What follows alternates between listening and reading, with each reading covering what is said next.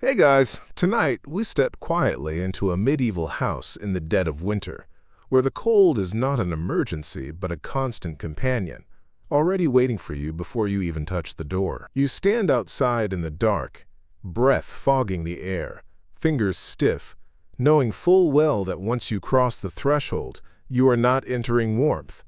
You are entering a space that merely fights the cold a little better than the open night. This is one of those situations where, yes, you probably won't survive this if you treat it like a modern home with heating and insulation standards. So before you get comfortable, take a moment to like the video and subscribe, but only if you genuinely enjoy what I do here.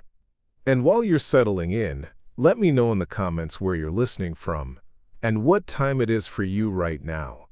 Now, dim the lights. Maybe turn on a fan for that soft background hum, and let's ease into tonight's journey together. You push the door closed behind you, and the sound alone tells you something important. It is thick, heavy wood, swollen from years of moisture, closing against a frame that no longer fits perfectly. That imperfect seal is not a flaw. It is normal. Medieval houses do not promise comfort. They promise delay. Delay against wind, delay against frost, delay against death by exposure. The cold follows you in anyway, but slower, dulled, as if grudgingly. The first thing you notice is not warmth, but stillness. The air inside does not move much. That is intentional. Medieval builders rarely chased spaciousness. Volume was the enemy. The more air a house held, the more air had to be warmed by a single fire. So the ceiling hangs low, beams close overhead, darkened by decades of smoke. Historians still argue whether this compactness emerged from engineering intuition or simple trial and error. But either way, survival selected for smaller spaces. Your feet meet the floor. Packed earth hardened almost like clay.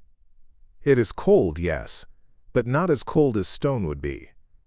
This is one of the first quiet strategies at work. Dirt floors, sometimes layered with rushes or straw, absorb cold slowly and release it slowly. A stone slab would drain heat from your body instantly. Fringe archaeological interpretations even suggest that certain soil mixtures were preferred for thermal reasons, though written evidence is thin. You pause, listening. The house creaks softly, wood contracting as the temperature drops outside. The walls are thick, timber posts filled with wattle and daub, or in wealthier regions, solid stone. Thickness matters more than material. Heat moves slowly through mass.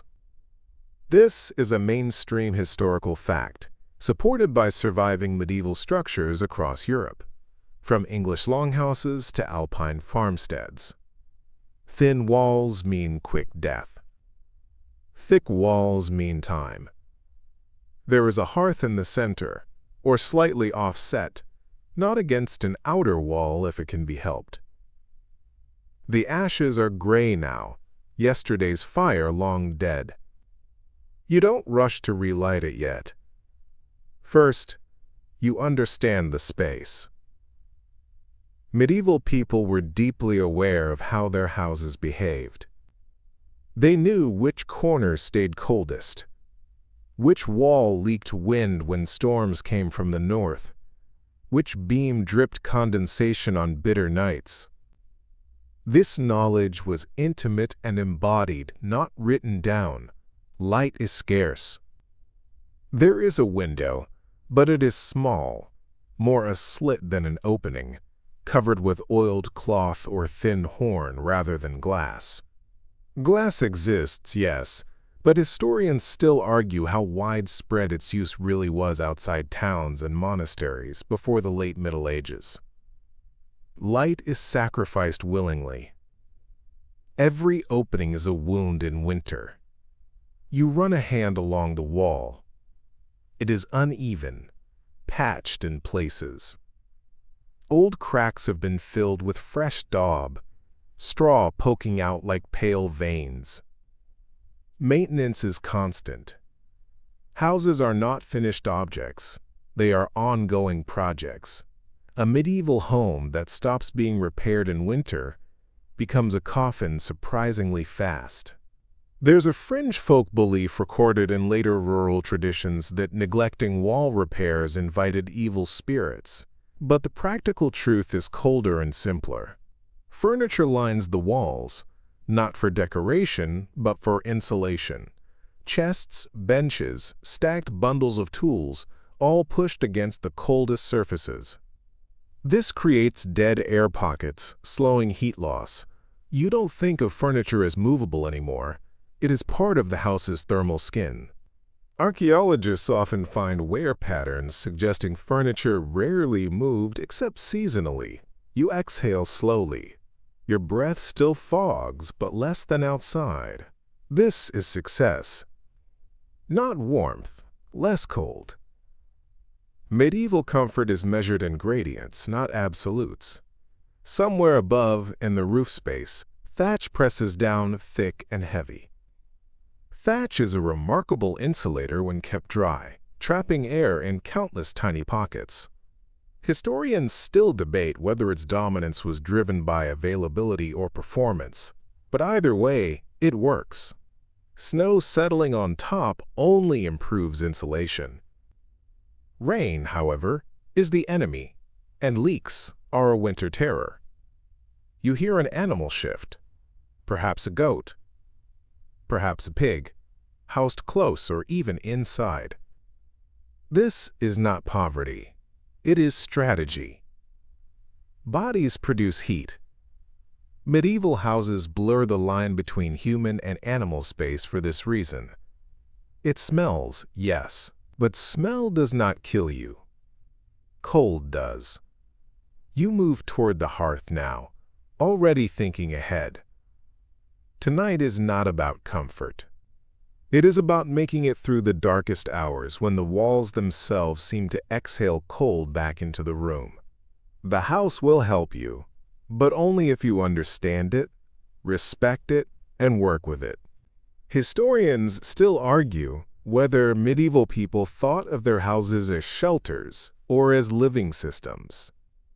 Standing here, feeling the cold slow just enough to be survivable, the answer feels obvious.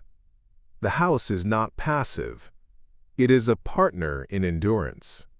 And winter has only just begun. You do not light the fire for comfort. You light it because without it, the house will eventually win. The cold will creep inward, settle into the walls, soak the floor, and by morning it will feel as though you slept outdoors with slightly better manners. So you kneel at the hearth, fingers already stiff, and begin the careful ritual of waking yesterday's fire from its gray sleep. Fire comes before food. That is not a saying, it is a rule. Medieval households understood, in a very practical way, that calories eaten in the cold without warmth are often wasted. Your body burns energy just to keep blood moving. Heat first, then hunger. This order appears again and again in household manuals from the late Middle Ages, especially in monastic rules that governed winter routines. Historians still argue whether this prioritization emerged from observation or necessity, but the outcome is the same. Fire is survival infrastructure. You rake the ashes gently, exposing a faint glow beneath. If you're lucky, there is still life here. If not, you will curse yourself quietly for poor fire management the night before. Rekindling from embers saves fuel, time, and effort. Fuel is precious. Every stick burned tonight is one not available tomorrow, and winter is long. There is a reason medieval firewood theft carried harsh penalties in many regions. It was not property crime. It was existential threat. You feed the hearth slowly. Thin kindling first, dried twigs saved carefully under the eaves. Thick logs come later, once the fire can accept them without smothering. The hearth itself is simple. No iron grate, no chimney damper you can adjust with a flick of the wrist. Smoke will fill the room before it learns where to go. You accept this. Everyone does. Eyes sting. Lungs complain. This is normal. There is even evidence that medieval people associated the smell of smoke with safety in winter, a sensory reassurance rather than an inconvenience. The fire takes. Not dramatically, but steadily. Flames lick upward, hesitant at first, then more confident. The sound is small but meaningful. You sit back on your heels and wait. Waiting is part of the process. Medieval heating is not instant, it is incremental. This is why houses are compact, ceilings low, windows small. Fire alone is weak. Fire plus architecture is survivable. As the hearth warms, the room changes subtly. Not warmer, less cold. Moisture in the air begins to move. Smoke finds its way upward toward the smoke hole or primitive chimney. That opening, by the way, is another calculated compromise. A large opening would bleed heat mercilessly. A small one fills the room with smoke. Medieval builders choose the middle path and live with the consequences. Historians still debate whether early chimneys spread slowly due to cost or skepticism about their effectiveness, but once adopted, they changed domestic life profoundly. You notice how the fire sits in the room, not centered for beauty, but for function. Heat radiates outward in uneven patterns. The floor near the hearth becomes tolerable. Beyond that, it remains hostile. This is why activity clusters tightly around the fire in winter. People cook, mend, talk, and sleep in relation to its reach. There is no concept of warming the house. You warm zones. A quirky detail emerges here. In some regions, particularly parts of medieval Scandinavia, fires were intentionally allowed to smolder rather than blaze, producing more smoke but less fuel consumption. The smoke seeped into roof timbers and thatch, discouraging insects and preserving materials. It was inefficient for breathing, but efficient for the house itself. Survival is full of these unpleasant trade-offs. You shift closer, extending your hands, turning them slowly. Palms, backs, then fingers curled inward. You are careful not to scorch your skin. Burns heal poorly in winter. Infection is always waiting. Medieval people understood this intuitively, if not scientifically. Fire is a friend, but it is never trusted. As warmth begins to accumulate, you think ahead. Fire management is a long game. Too much heat now wastes fuel. Too little invites disaster later. This is why medieval households developed such strong habits around fire tending, often assigning the task to the most experienced member present. It is not glamorous work. It is critical work. The house responds.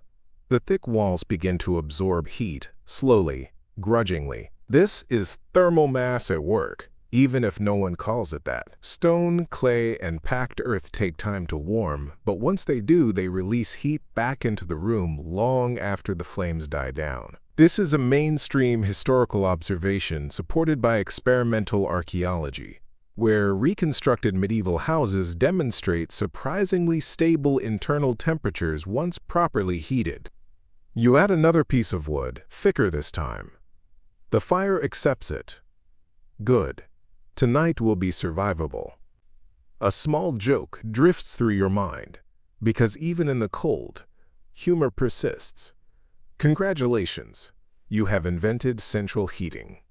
It just happens to be centralized around 1 square meter of floor space, and you must orbit it like a tired planet. Medieval comfort is relative. As the fire settles into a steady burn, you take stock of the room again. Shadows dance across the walls, highlighting every imperfection. Smoke stains tell stories of winters past. This house has endured many of them. That endurance matters. Medieval people trusted old houses more than new ones in winter. A house that had survived 10 winters was proven. A new house was a gamble. There is also fear here, quiet but present. Fire can betray you. Sparks jump. Thatch waits patiently above. This is why night fires are carefully managed, often banked low rather than fed aggressively. Fire is never left unattended. The idea of cozy does not apply. Vigilance is warmth's price. Historians still argue whether medieval people slept with fires burning through the night more often than not. Evidence varies by region and class. What is clear is that when fires were left, they were reduced to embers, carefully shaped to last without flaring. The goal was not heat, but continuity, something alive to revive at dawn. The air now feels different on your face. Not warm, but forgiving. You can sit without shivering constantly. Muscles loosen slightly. This is when hunger finally speaks up, quietly, politely, as if aware it is second in line. You glance at the hearth one more time, adjusting a log, nudging embers inward. This fire will define the rhythm of the entire day. Every task will orbit it, every decision measured against its needs. Medieval houses do not fight the cold passively. They fight it through constant conscious engagement. And you have only just begun. With the fire now steady, never exuberant, just obedient, you turn your attention inward to yourself, because the house alone cannot carry the burden of warmth. Medieval houses fight the cold as a system, and you are one of its moving parts. Clothing is architecture you wear. Without it, even the best walls fail. You begin layering deliberately, not for comfort but for efficiency. There is no concept of a single winter coat here. Warmth comes from accumulation. Linen first, always. It rests against your skin, already cool but familiar. Linen absorbs sweat, and that matters even in winter. Moisture is a silent killer. A damp body in a cold house loses heat faster than one left dry and miserable. Medieval people knew this from experience long before they had words like evaporation. Over the linen comes wool. Wool is everything. Wool is winter. It insulates even when damp, traps air, and forgives neglect. There is a reason sheep dominate medieval landscapes. Historians still argue whether wool production shaped medieval settlement patterns more than grain agriculture in some regions, but no one disputes its role in survival. A house without woolen bodies inside it is just a cold shell. You pull on layers that smell faintly of smoke. Almost everything does.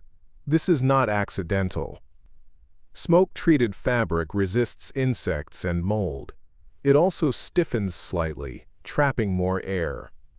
A quirky but persistent belief holds that smoke-infused clothing was thought to ward off illness. While that may be superstition, the insect-repelling effect is very real. Fleas dislike it. In winter, that alone is worth the smell. As you dress, you remain close to the hearth, rotating occasionally. The house teaches you this choreography early. Warm the front, then the back. Sit, stand, shift. Movement prevents numbness without sweating. Sweating is dangerous. The balance is delicate. Medieval warmth is always conditional. Your feet receive special attention. Cold floors steal heat faster than walls ever could. Packed earth, stone, or rough planks. None are kind. You wrap your feet in wool, sometimes straw-lined footwear if you are fortunate. There is archaeological evidence of straw being used as insulation inside shoes. A low-tech but effective solution. Historians still debate how widespread this practice was, But the logic is undeniable. The house participates here too. Floors near the hearth are warmer. Sleeping and working zones align with thermal reality, not aesthetics. This is why furniture is minimal and movable. Heavy, fixed furnishings would trap cold air underneath them. Medieval interiors remain open for a reason. You add another layer over your shoulders. Shoulders matter. Blood flow near the neck cools quickly. Scarves, hoods, cloaks, all are part of the indoor winter wardrobe. The idea that cloaks were only for outdoors is a modern misunderstanding. In winter, you wear everything, everywhere. There is humor here if you allow it. You resemble a walking pile of laundry more than a person. Mobility suffers. Dexterity declines. But warmth improves, and warmth is clarity. Medieval people accepted bulk as a fact of winter life. Vanity freezes quickly. The house responds again. As your body warms, the air around you does too, slightly. This is another often overlooked truth. Bodies heat houses. In small medieval dwellings, human and animal heat contributes meaningfully to indoor temperature. This is why rooms are shared, why privacy is seasonal rather than absolute. Warmth likes company.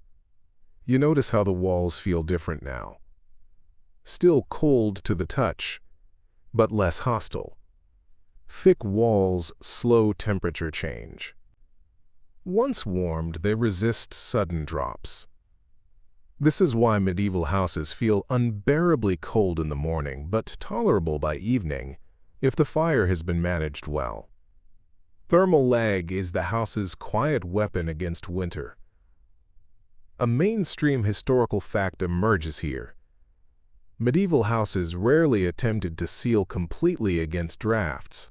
Controlled airflow reduced smoke buildup and moisture accumulation. Completely sealed spaces become damp, rot-prone, and unhealthy. Historians still argue whether medieval builders fully understood this balance or simply stumbled into it through trial and error. Either way, the result is a house that breathes, even in winter. You adjust your belt, tightening layers inward. Trapped air is insulation. Loose fabric flaps waste heat. This knowledge is practical, passed down without theory. Grandparents teach children how to dress properly for winter indoors, not as advice but as survival instruction. A strange comfort settles in as you finish dressing. Not warmth exactly, but readiness. You are now compatible with the house. Your body, clothing, fire, and walls are aligned toward the same goal. This is not comfort as modern people understand it. It is equilibrium. You take a step away from the hearth. The cold nips, but does not bite. That is success. The day can continue. Dressed now is much like insulation as like a person. You push open the door and step outside because medieval houses do not fight winter alone. They rely on what happens just beyond their walls. Survival demands that you leave warmth to protect it. The air hits immediately, not dramatically, no cinematic blast, but with a steady, unforgiving pressure that seeps through wool and settles into bone. Winter does not shout, it leans. You pause for a moment, letting your breath slow, because rushing wastes heat and balance. Slipping once can undo an entire day. The yard is stiff underfoot. Frost grips the ground like a skin, fragile but treacherous.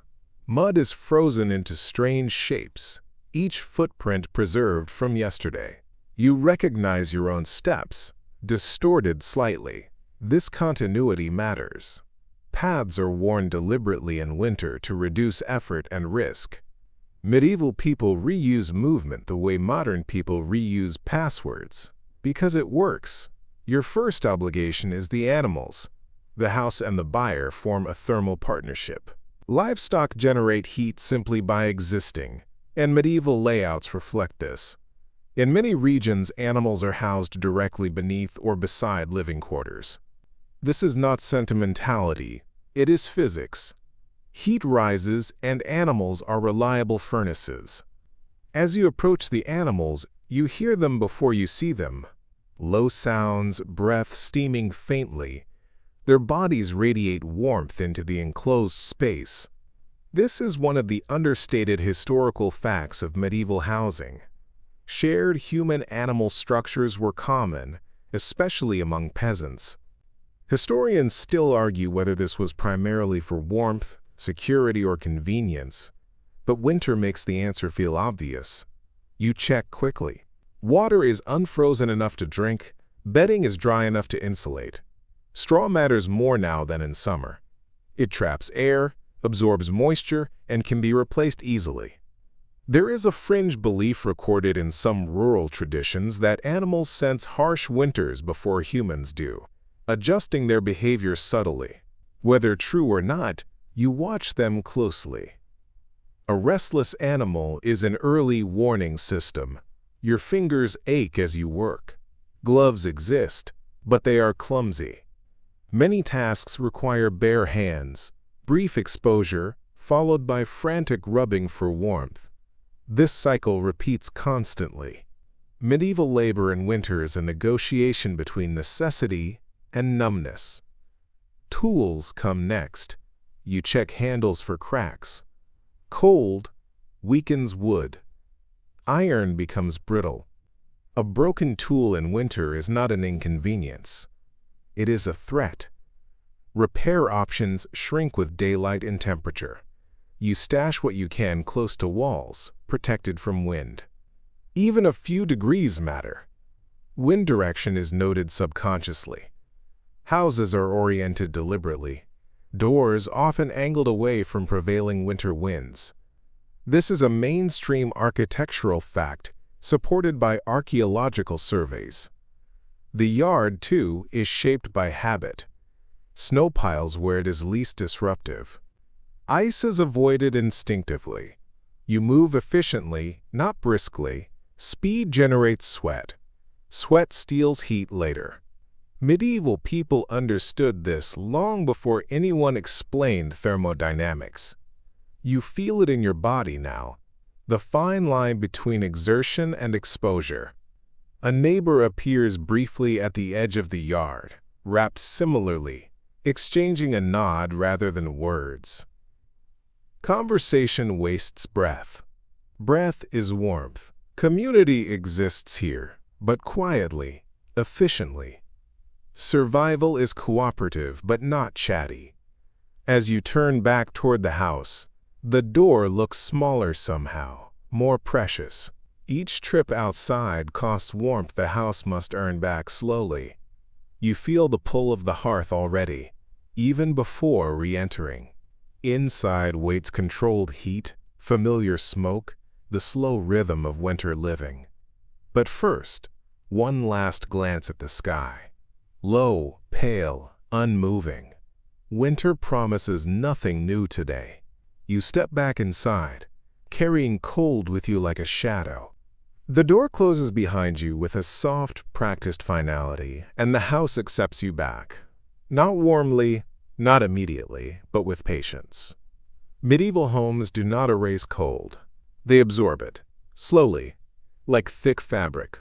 You stand still for a moment, letting the temperature difference register, because sudden movement only reminds your body of what it has lost. Your next task is water, and it already feels heavier than it should. Water in winter is never neutral. It is weight, risk, and time bound together. You gather containers deliberately, wooden buckets reinforced with iron bands, maybe a ceramic jug already crazed with tiny cracks from past freezes. Metal vessels exist, but they bite the hands cruelly. Wood is forgiving. Wood insulates. The source waits outside again. A stream, a well, a cistern fed by meltwater and rain.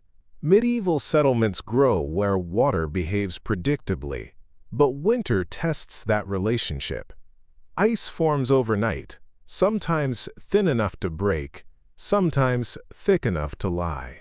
You cannot trust appearance. You probe first, always. This daily water ritual is one of the less romantic historical facts of medieval life. Most households fetched water every single day, regardless of season. Indoor plumbing is centuries away. Historians still argue whether winter water shortages contributed significantly to disease cycles. But standing here, feeling the cold creep back into your boots, you suspect the answer leans toward yes. You move carefully. A slip means soaking. Soaking means hypothermia. There is no heroic recovery from that. You angle your steps, use the same path worn smooth by repetition. Earlier footprints guide you like memory made visible. Ice resists the bucket's edge. You chip gently, controlled, because splashing wastes heat and strength. There is a strange quiet to frozen water. Sound dampened, movement slowed. Steam rises faintly as liquid meets air, a reminder that warmth still exists, somewhere. A quirky belief lingers in some medieval folklore that winter water carries spirits made sluggish by cold, and that drawing it roughly might anger them. Whether superstition or a cautionary metaphor, it encourages care. You handle the water with respect, because disrespect has consequences. The bucket fills slowly, your arms strain. Strength feels reduced in winter, not because muscles vanish, but because energy is rationed unconsciously. Every lift is evaluated against the day ahead. You think ahead constantly, even when pretending not to. Back inside again, the water is set near, not too near, the fire. This placement matters. Too close and vessels crack. Too far, and ice creeps back. Medieval homes develop internal geographies based on heat gradients. You know them instinctively. The warm corner, the dangerous corner, the deceptive middle. As the bucket settles, a thin skin of ice begins forming almost immediately. You break it with a finger, just to feel the resistance. Cold presses back, insistent. This is the relationship winter demands. Constant attention. You rub your hands together, restoring sensation slowly. The fire responds, but grudgingly. Heat takes time. Everything takes time now. Outside, the world holds its breath. Inside, the house gathers itself again. The day continues, but colder for the effort. The warmth you coax back into your fingers does not come from fire alone.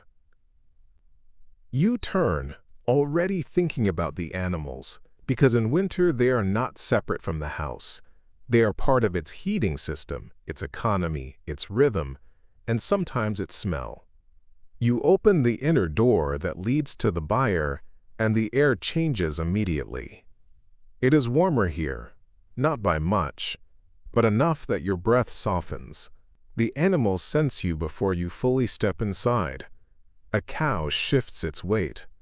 A sheep snorts. Somewhere, a pig makes a low, annoyed sound that suggests you are interrupting an important dream about turnips.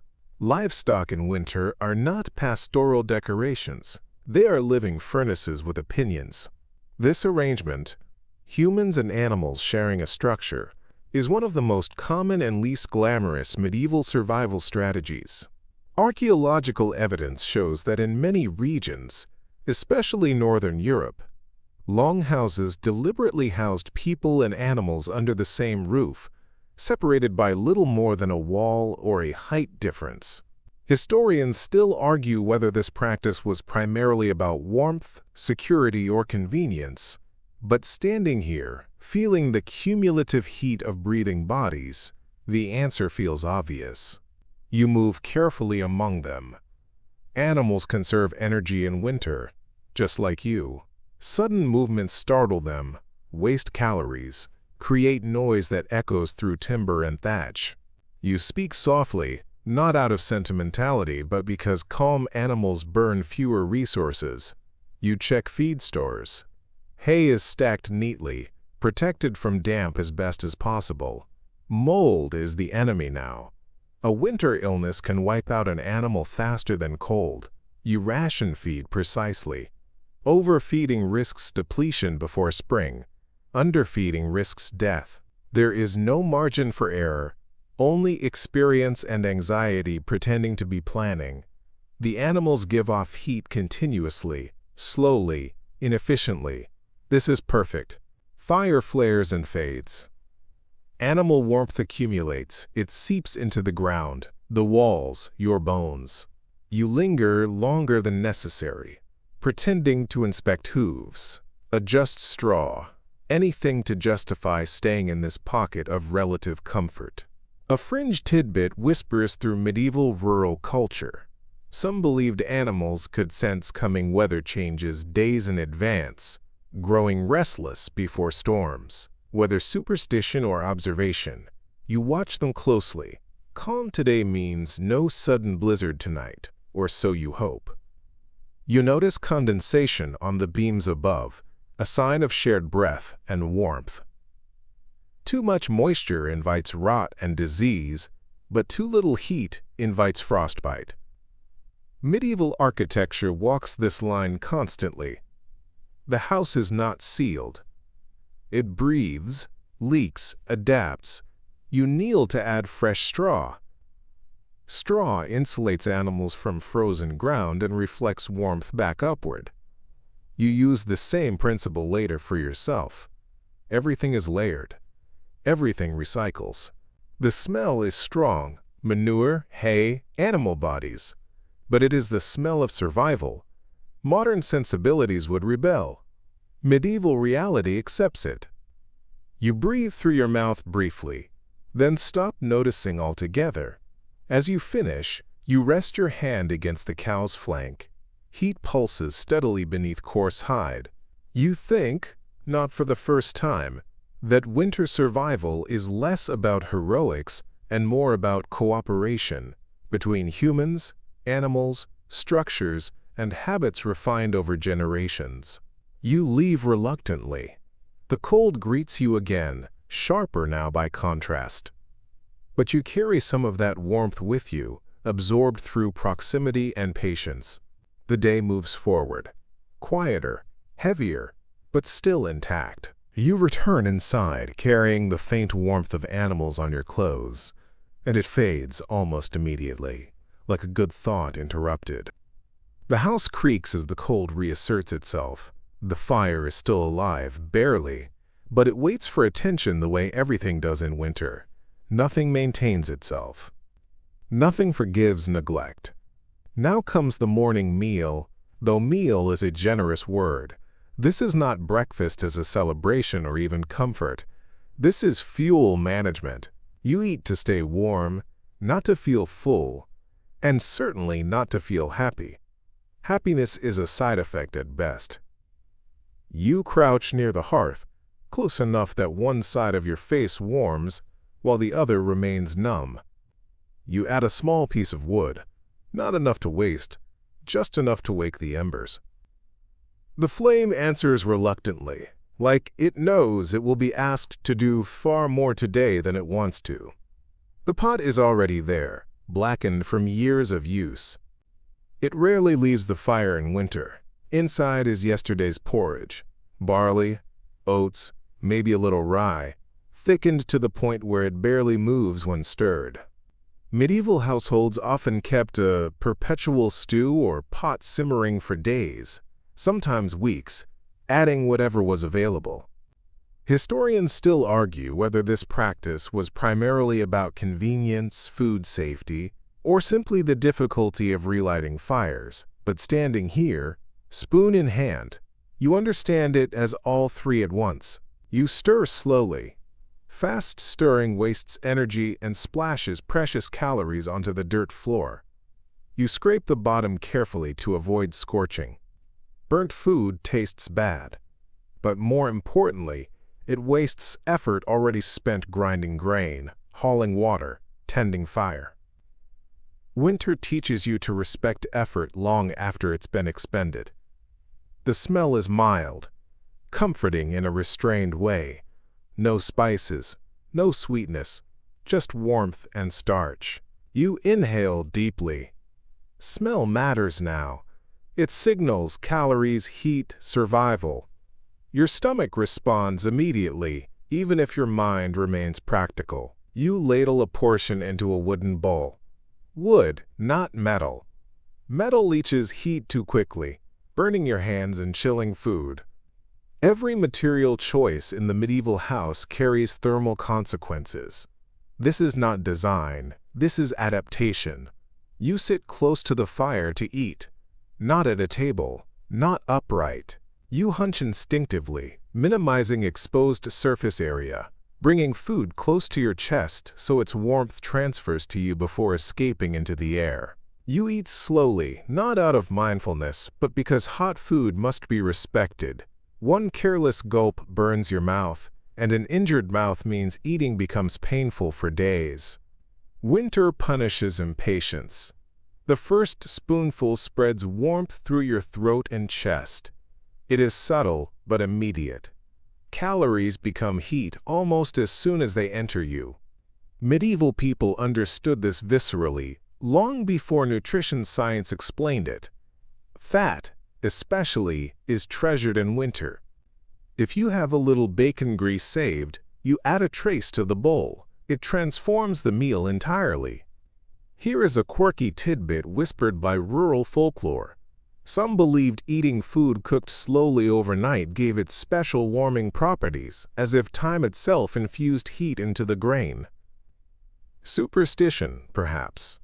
But the practice of long cooking does increase digestibility, making calories easier to access.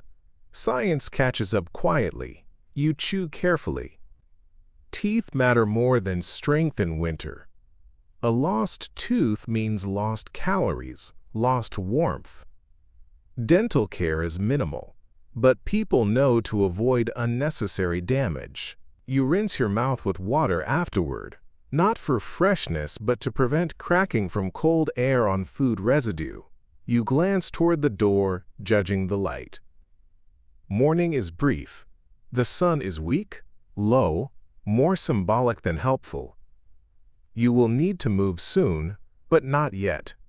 Eating too quickly and moving immediately risks chills. You let your body stabilize, letting heat spread inward. A light joke flickers through your mind. Modern breakfasts involve choices. Here, the choice is whether you eat standing or crouching. Luxury is relative. You save a small portion of the porridge. Not because you want to, but because winter rewards restraint. There may be visitors. There may be illness. There may be a night colder than planned. Food saved is warmth deferred. You clean the bowl meticulously. Residue attracts pests, and pests steal food and insulation. Mice love winter houses. So do insects hiding in thatch. Cleanliness is not moral, it is strategic. As you finish, you notice how quiet everything is. Cold suppresses sound. Snow absorbs it. Even your movements feel muffled, as if the world itself is conserving energy. The meal does not energize you the way modern food does. It steadies you. It makes the day possible, not pleasant. That is enough. You rise slowly, joints stiff but functional. The warmth from food and fire will fade soon. You must decide how to spend it. Outside, the daylight waits, thin and unforgiving. You stand there a moment longer than necessary, letting the last usable warmth from the meal settle into your core. This pause is not laziness. It is calculation. In winter, every action has a thermal price tag, and you do not rush into expenses without knowing what the return might be. The daylight slipping through the doorway is pale, almost embarrassed. It does not promise warmth. It merely allows you to see what must be done. You step outside again, not because you want to, but because the cold does not care about preference. It only cares about exposure. Now comes the quiet mental work of winter, deciding which tasks are worth the energy cost. Summer rewards effort generously. Winter is stingy. You cannot afford to do everything. You must choose. Medieval peasants did far less agricultural labor in winter than popular imagination suggests. Fields lie frozen, tools rest unused, and plowing would be pointless. This is a mainstream historical fact often overlooked. Winter labor shifts inward, toward maintenance rather than production. You are not lazy for avoiding the fields. You are realistic. You scan your surroundings. The fence line looks stable. The roof did not collapse overnight. The animals are fed, for now. That means you have options, and options are dangerous. They invite overexertion. You weigh indoor work against outdoor tasks. Indoor work preserves heat but consumes daylight. Outdoor work uses daylight, but drains warmth quickly. Historians still argue whether medieval households prioritized daylight or temperature when planning winter labor, but standing here, breath fogging the air, you understand the answer is neither. They prioritized survival margins. You choose a task that sits in the narrow overlap. Brief outdoor effort with long-term payoff. You gather a small stack of firewood from the edge of the shelter, not from the main pile. The main pile is sacred. Touching it unnecessarily feels almost sinful. The wood is stiff with cold. Gloves help little. You flex your fingers repeatedly to keep blood flowing. Frostbite is rare but not unheard of, especially when people underestimate the cold. Pain is not the warning sign. It is numbness that signals danger. You move steadily, not quickly.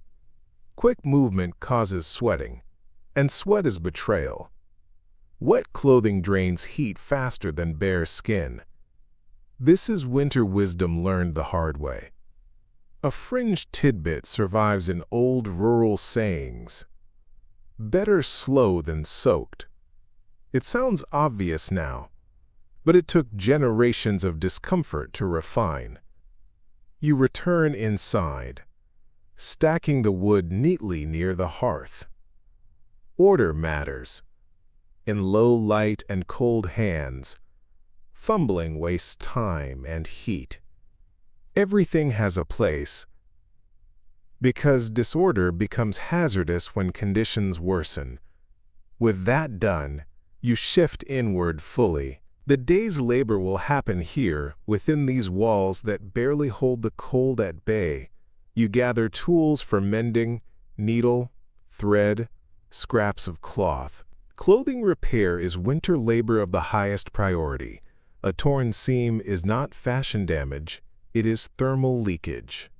You sit near the fire again, close enough to see stitches clearly without straining your eyes. Eye strain leads to mistakes, and mistakes lead to wasted material. You begin repairing a sleeve worn thin at the elbow, reinforcing it with a patch. This is not ugly, it is practical. Patches mark survival. As you work, you listen. Not for danger, but for silence. Fires crackle, wood shifts, houses breathe. Sudden silence can mean the fire has died. You glance up periodically, feeding it just enough to keep life in it. Your hands move rhythmically. Repetitive tasks generate a small amount of heat without the risks of exertion. This balance, gentle movement, controlled environment, is the sweet spot of winter productivity. You think briefly, almost idly, about how modern people romanticize winter craftwork. They imagine coziness. They forget the stiffness, the dim light, the constant vigilance. Even relaxation requires attention. Still, there is a strange calm here. The world outside is hostile, but inside, Time stretches. Winter slows everything. You accept that. When the light begins to fade earlier than expected, you notice, not with surprise, but with resignation. Winter days cheat. They steal hours quietly. You finish the patch, knotting the thread carefully. One loose knot is enough to undo an afternoon's effort. You test the seam with your fingers. Solid. Good enough. Good enough is the winter standard. You lean back, feeling the edge of fatigue. Not exhaustion, yet, but the kind that warns you not to add another task. You listen to it. Winter punishes those who ignore early warnings. The house feels marginally warmer now, though you know it is an illusion. The cold has not retreated. You have simply learned how to occupy the space without provoking it. Outside, the sun sinks lower, and the day quietly turns against you again. You step outside again, this time with the fields in mind, though not with hope. They are silent, pale, and unyielding. Frost glitters across the soil like brittle glass, each crystal sharp enough to remind you that nature's indifference is absolute. You trudge through it anyway, because even frozen land demands attention, if only to respect it. The fields offer nothing in return today. No yield, no sustenance, no warmth. Historians still argue whether medieval peasants ever expected more than seasonal cycles could afford, but standing here you understand that respect and endurance were the real measures of labor. You trace the rows with your gaze, noting where the soil has heaved, where frostbite threatens tender shoots that might survive spring. Your footprints leave shallow impressions quickly covered by drifting snow. This is the cruel logic of winter. Energy spent here produces invisible outcomes. You are a witness, not a creator, and the land does not reward attentiveness. It only endures, as you do. The animals rely on you, but the land does not. You pause and listen to the soft sound of ice cracking in distant furrows. The wind carries it like a ghostly warning. Hurry, do what you can, but know the frost will not yield for effort alone. A fringe anecdote from rural lore tells of peasants who sang to frozen soil, believing music could coax life out of the hard ground. It sounds whimsical, but the attempt is serious. A psychological armor against despair. You hum a quiet note yourself, barely audible, not to charm the land, but to steady your own spirit. Even as you work, you calculate. Each movement costs warmth. Leaning, shoveling, brushing snow, these are exchanges with the cold, currency that cannot be regained. Every second outside is a gamble. Sweat is a thief. Frost is a predator. Your body is a ledger, each action logged in aches and chills. You turn to check on the fence posts, ensuring they have not heaved through the frost. One leans slightly, but not dangerously. You push it upright with a gloved hand, feeling the splintered wood bite into your palm. Pain is a companion in winter. Discomfort is normal. You note it, adjust, and move on. You glance back toward the cottage. Smoke curls upward, a promise of warmth, but only if the fire continues to live. Inside is safety, outside is life in tension with nature. You accept this duality. It shapes the rhythm of the day. Medieval households were structured around these patterns, historians suggest, though the exact rituals varied by region and resource availability. You return to the furrows, brushing off snow where small patches of soil are exposed. It is symbolic more than practical, a small act of defiance against the frozen world. The earth does not notice, but your mind does. It is enough to feel that some action aligns with life, however minimal. The wind picks up, and the cold suddenly bites harder at your cheeks and ears. You pull your hood tighter, tuck scarf edges around your neck, and move with deliberate efficiency. Momentum generates microheat. Every deliberate motion counts. Survival is a constant balance between conserving warmth and fulfilling tasks. Overexertion here is as dangerous as inaction. You pause to watch a thin strip of sunlight illuminate a distant hill, the snow reflecting it with an almost blinding brightness. Beauty in winter is fleeting and dangerous. Staring too long risks disorientation or eye strain. Even light carries cost in these circumstances, as peasants learn to ration their focus along with fuel and food. By mid-afternoon, you have done all that the frost allows. You retreat toward the cottage, legs stiff, hands tingling. Every joint complains, but the body is resilient when carefully managed. Small, repeated motions over the day preserve function, even under cold stress. Returning indoors is almost ceremonial. You open the door carefully, letting in minimal drafts. The warmth inside hits you like a soft wave, not fierce, not sustaining forever, but enough. Your fingers thaw gradually over the residual heat from embers. You drop the frozen debris at the door, shaking off snow and ice. This threshold is a buffer between survival and hardship, a portal where effort outside transforms into recuperation inside. You set down your tools and observe the house as a system. Roof, walls, hearth, windows. Each element is a line of defense against the relentless season. Shelter was as much a mental construct as a physical one. Security derives from the knowledge that nothing critical has failed. Historians still debate the prevalence of permanent winterproofing in medieval homes, but your experience makes it clear. Attention to detail was the difference between manageable discomfort and life-threatening cold. You pause a moment longer by the fire, feeling the slow return of warmth into your extremities.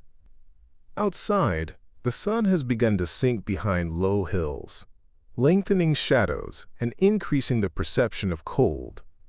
You note it silently. This rhythm is familiar, the prelude to long night hours.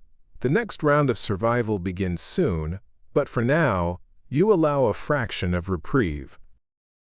With daylight dwindling fast, you turn inward, leaving the frozen expanse of fields behind.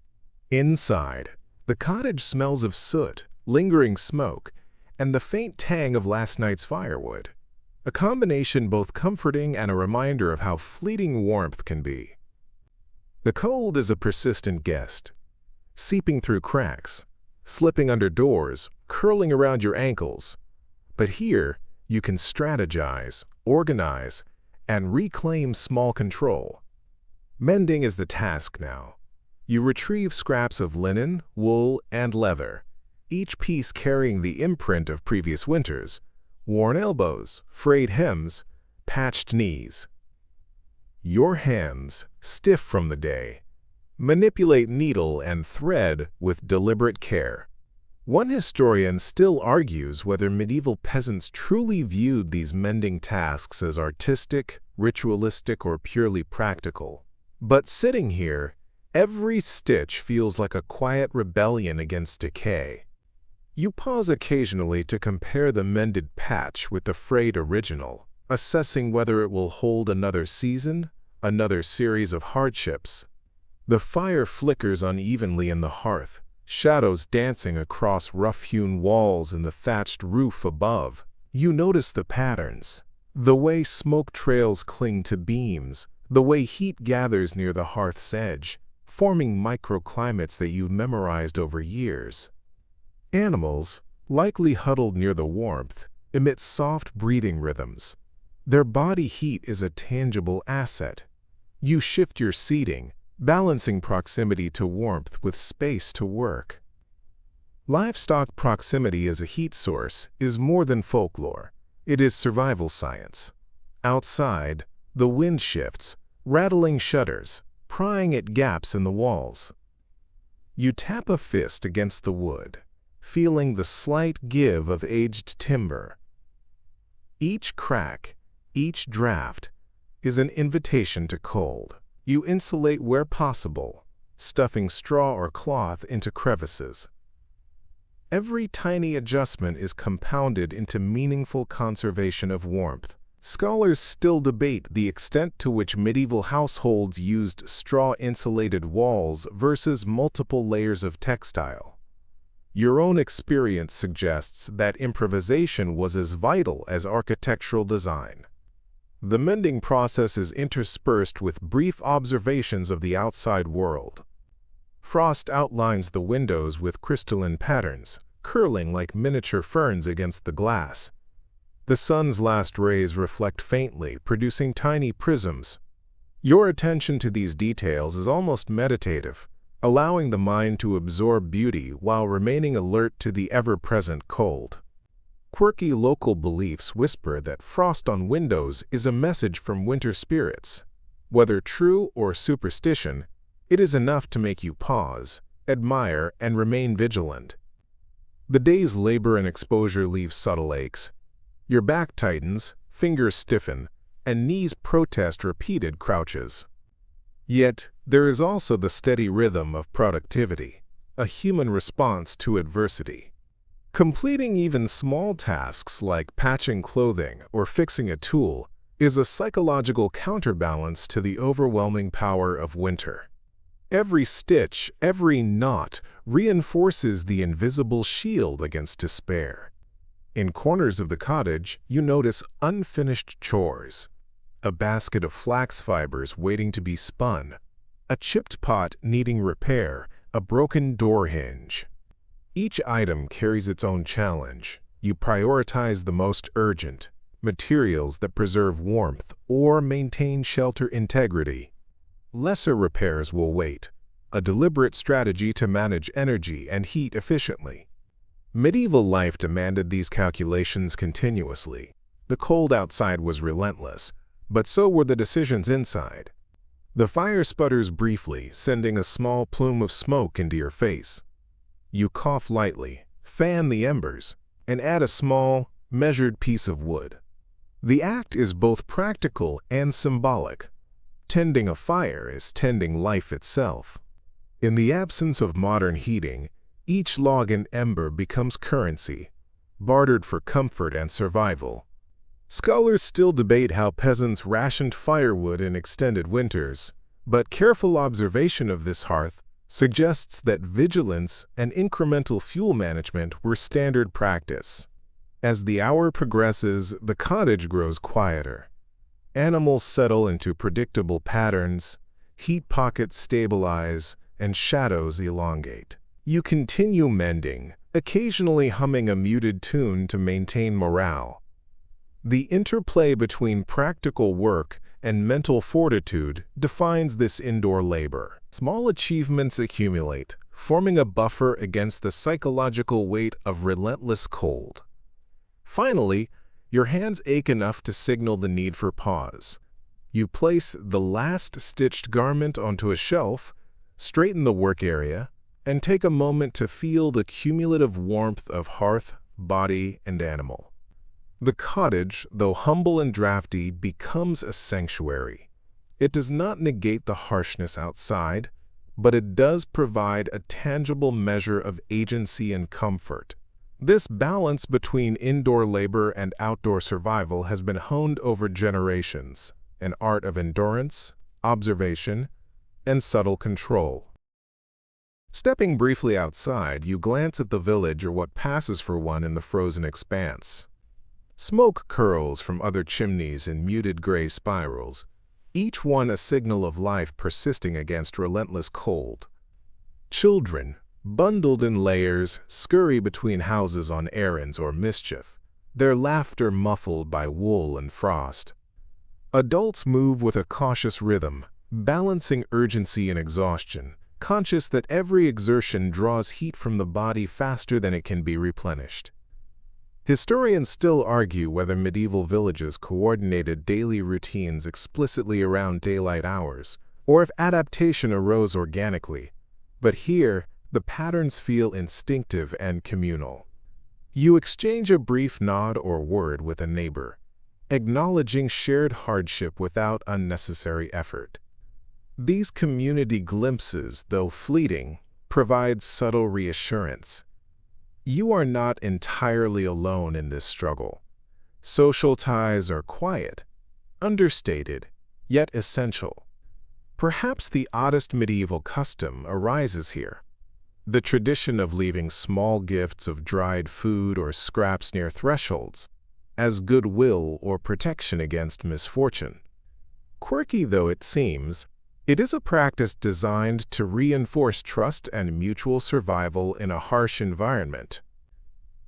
Returning indoors, the wind gnaws at any exposed skin, and the fire's glow becomes increasingly precious. You observe how sunlight retreats so rapidly in midwinter, the day almost imperceptibly giving way to dusk. The cold settles into every surface, stone floors, wooden beams, and thatched roofing alike. You hunch closer to the hearth, letting your body soak in residual heat, and reassess tasks. Priorities are subtle shifts, the chores that require immediate attention versus those that can wait until tomorrow. This decision-making is a dance with endurance, weighing energy expenditure against necessity. You handle tools with care, inspecting their condition. Blunted axes, chipped wooden handles, and splintered broomsticks demand either repair or adaptation. Each item carries potential risk if ignored. An unsharpened blade may slow firewood preparation. A broken tool may compromise shelter maintenance. In these moments, indoor labor is survival itself, a quiet acknowledgement that the world outside cannot be tamed, only mitigated against. Scholars debate how much improvisation dominated peasant ingenuity versus standardized techniques passed down generationally, but your hands follow patterns honed through repeated trial and observation. The indoor environment reveals subtle lessons about resource management. Ashes from previous fires are collected to insulate windows, fill gaps, or enrich soil when it becomes accessible. Stray straw, leather scraps, and discarded cloth are repurposed, each fragment valuable in a winter economy where waste can be lethal. These small, deliberate acts of conservation become second nature, almost ritualistic, blending utility with habit. You notice yourself moving seamlessly between repair, insulation, and observation, each action contributing to a fragile equilibrium of warmth and safety. Animals continue their quiet contributions, not merely passive residents but active participants in energy management. Huddled together, they radiate steady warmth that complements the fire. You shift positions to maximize contact without disrupting their comfort, feeling the delicate negotiation of heat and proximity that defines indoor winter survival. Quirky old wives' tales suggest that animals sense approaching storms and adjust behavior accordingly. While perhaps fanciful, there is truth in the observation that livestock often anticipate environmental change faster than humans can. The smell of smoke, simmering broth from earlier meals, and damp straw pervades the air. Sensory details anchor you, providing reassurance and continuity. Each inhalation reinforces presence, reminding you that survival is not only about physical endurance, but also about attunement to one's environment. You notice the texture of rough-hewn timber beneath fingertips, the unevenness of floorboards that have expanded and contracted over decades, and the slight draft that hints at a new crack forming. Every detail is a cue for proactive adjustment. Tasks shift subtly toward mental engagement. Planning for the following day, recalling stories passed down in similar winters, and reflecting on lessons from past exposure. The combination of physical labor, observation, and mental rehearsal forms a cohesive strategy against entropy and cold. Scholars still argue whether medieval peasants experienced this as conscious strategy or instinctive rhythm, but the effect is identical. Preparedness mitigates the psychological and physiological toll of winter. As the day's light disappears, you pause to watch shadows deepen in corners. creating shapes that momentarily trick the eye. Firelight plays on textured walls, producing moving tapestries of light and dark. You imagine tales of spirits, ancestors, or mischievous creatures, using story as mental warmth, a buffer against the encroaching cold. Storytelling and humor, even in isolation, are subtle tools for maintaining morale, a principle as relevant now as it was then. Finally, you settle back to continue mending, sharpening tools, or sorting small provisions. The day outside has ended, but survival is ongoing. The cottage is more than shelter. It is a nexus of strategy, adaptation, and quiet resilience. You feel the cumulative weight of outdoor exposure and indoor labor, recognizing that each motion, adjustment, and observation contributes to a continuous cycle of endurance.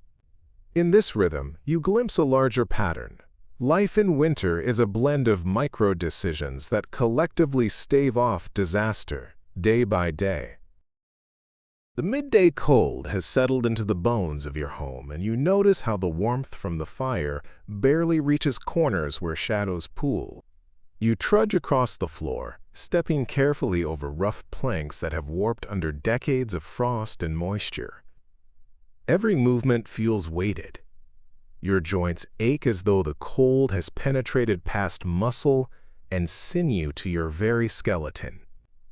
Historians still argue whether medieval peasants experienced winter fatigue primarily as a physiological response or as a cultural expectation reinforced by communal storytelling. But here, in the stillness of the day, it is undeniably present. You pause near the hearth to evaluate remaining fuel. Wood piles, once brimming with potential, now show the slow progression of use. Logs reduced to charred nubs, kindling dwindled to fragments, and embers that must be coaxed to life for every task. Fuel management is a delicate balance. Burn too much now, and the night becomes perilous. Burn too little, and work slows and tempers fray.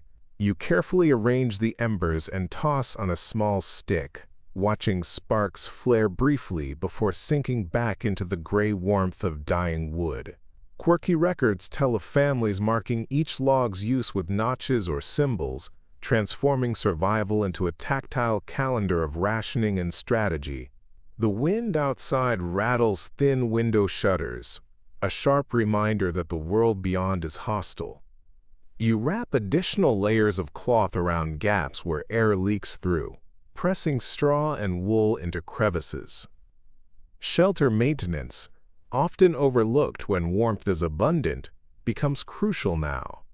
Even the slightest miscalculation invites discomfort or illness.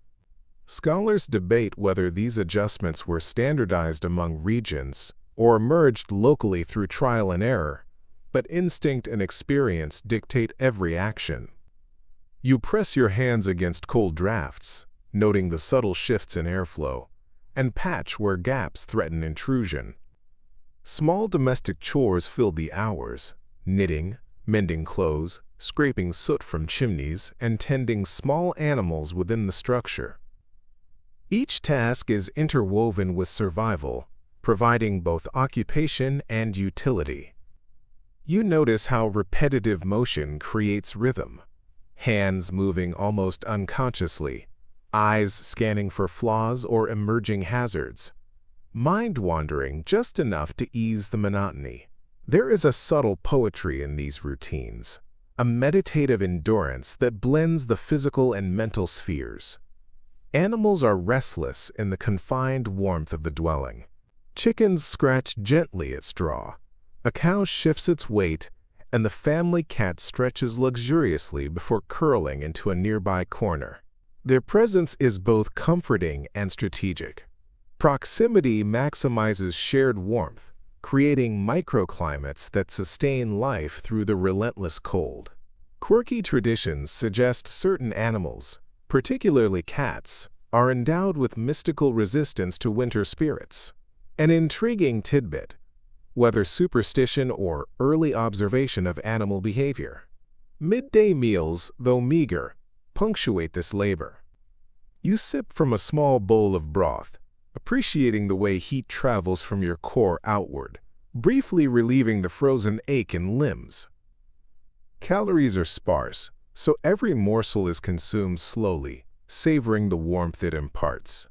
Scholars still argue whether medieval diets were intentionally structured to maximize thermal efficiency or were simply constrained by availability, but for you, the effect is immediate: warmth, energy, and fleeting comfort. Even as you eat, daylight wanes swiftly. Shadows grow longer, merging with the cold that seeps from windows and doors. You glance outside. Frost clings to roof tiles and frozen earth, every surface reflecting the muted light of a winter sky. There is a peculiar beauty in this starkness, a reminder that survival occurs within a larger, indifferent environment. The landscape is both adversary and backdrop, shaping routines and the rhythm of life. Your thoughts drift to the community beyond your immediate household. While neighbors are out of sight, you know they too are navigating similar challenges. Even brief encounters, the exchange of a nod, a shared tool, or whispered advice, reinforce cohesion. The social web of winter survival is subtle, often invisible, yet profoundly influential. You imagine the unspoken strategies circulating between households: who trades firewood, who keeps animals indoors, who shares knowledge of hidden water sources. As the day progresses, minor repairs demand attention. Roof tiles are examined for looseness, cracks in plaster are patched, and doors are reinforced to minimize drafts. Each action feels both urgent and meditative. Survival depends on meticulous attention to detail. Quirky historical notes mention families placing small charms in gaps to ward off cold spirits, a practice that blends superstition with the very real need to check every possible heat escape. Finally, you settle for a brief pause, leaning against the rough-hewn frame of the house. Outside, wind gusts carve patterns in the snow, while inside, embers crackle softly. You feel the cumulative effect of the day: muscles fatigued, skin chilled, but a quiet satisfaction in tasks completed and dangers mitigated. Historians still argue whether medieval peasants perceived these moments as small triumphs or merely necessities, but you sense both: a testament to resilience and the relentless passage of winter, measured not in hours but in survival achieved, day by day. The firewood you managed so carefully this morning begins to feel dangerously low as mid-afternoon deepens. You rise from your small stool and examine the remaining logs, calculating how long they might last until nightfall. Each stick is a tiny treasure, each ember a lifeline. Scholars still argue whether medieval households meticulously tracked fuel consumption, or if instinct and routine sufficed. But you know from experience that misjudgment now could mean bitter discomfort, or worse, by the time darkness settles fully. Your hands are raw from repeated handling of wood and cold surfaces, and the chill seems to penetrate even the thick wool covering your forearms. You notice that despite layers, the cold bites relentlessly, a persistent reminder that warmth is earned through labor, vigilance, and strategy. You reposition embers, coaxing sparks to life with careful puffs, and rearrange logs to optimize heat distribution. Fringe accounts mention families occasionally stacking embers under pots or cauldrons to create micro-heated zones for food or water, a clever hack against the relentless winter.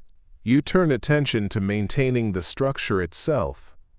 Small leaks in the walls, invisible in summer warmth, now reveal themselves as sources of draft and discomfort.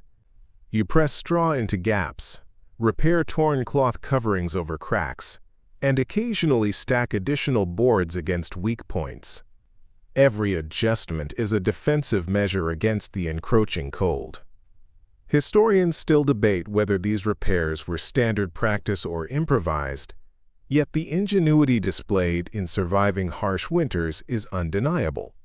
Amid these chores, you are reminded of the subtle rhythms of domestic life, the low murmur of animals, the gentle creak of timbers, and the soft crackle of the fire. The sounds form a lullaby of endurance, a background for both reflection and strategy. You pause occasionally, listening, feeling the heat radiate in waves from the hearth, the only constant source of comfort in a landscape defined by cold.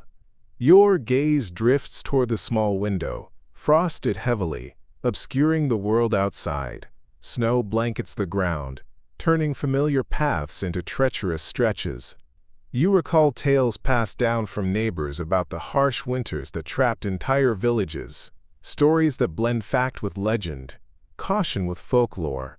Quirky historical notes tell of families building small tunnels in snowdrifts or stacking hay for emergency insulation, a testament to creativity and necessity intertwined. The midday meal now digested, you turn to lighter tasks indoors. Repairing clothing, sharpening tools, and tending to small domestic animals occupies your time without expending the full energy required for outdoor labor.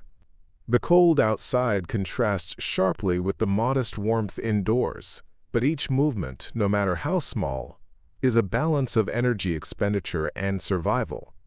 Scholars still argue whether indoor crafts were primarily utilitarian or served also as a mental distraction from winter hardship, yet both effects are evident now. Light continues to fade rapidly, the sun dipping below distant hills even though it feels only mid-afternoon. Shadows stretch across the floor, merging with the corners where cold is most severe. You glance around your living space, observing the placement of logs, the proximity of straw bundles, and the arrangement of sleeping areas. Every decision, even subtle, contributes to how warmth will persist into the evening. Animals are restless. The cow shifts, chickens peck at straw, and the cat circles near the hearth. Their movements, small yet deliberate, influence how you organize your space. Proximity ensures shared warmth, an often overlooked factor in survival. Historical accounts note that livestock indoors was sometimes controversial, as proximity helped with heat but risked disease, a tension between comfort and practicality that villagers navigated daily. You take a brief pause to reflect on the wider village. Although the community may be scattered or hidden behind snowdrifts, everyone shares the rhythm of winter. The subtle social structures, exchange of wood, whispered tips about frozen water sources, even brief nods during errands, reinforce cooperation. Scholars still debate whether social networks were critical survival tools or merely incidental, but for you, these invisible bonds resonate, even in solitude. Finally, as the afternoon edges toward early dusk, you prepare mentally for the evening that lies ahead. Fuel must be rationed carefully, meals prepared efficiently, and the household arranged for minimal heat loss.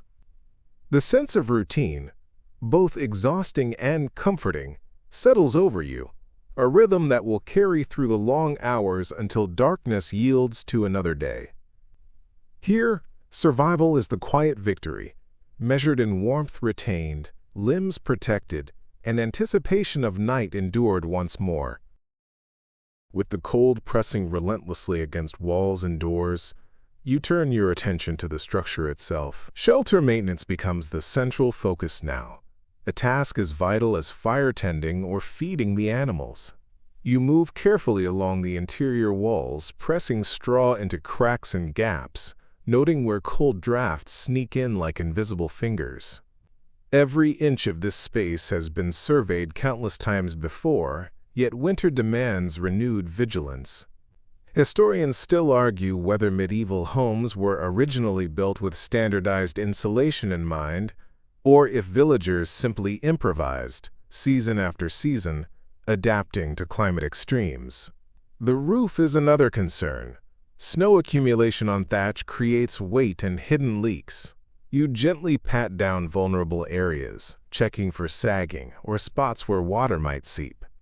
Some fringe sources even mention that families would sprinkle ash or straw on the roof to prevent ice from forming in dangerous sheets, a tactic that seems almost mythic, but hints at clever improvisation born from necessity.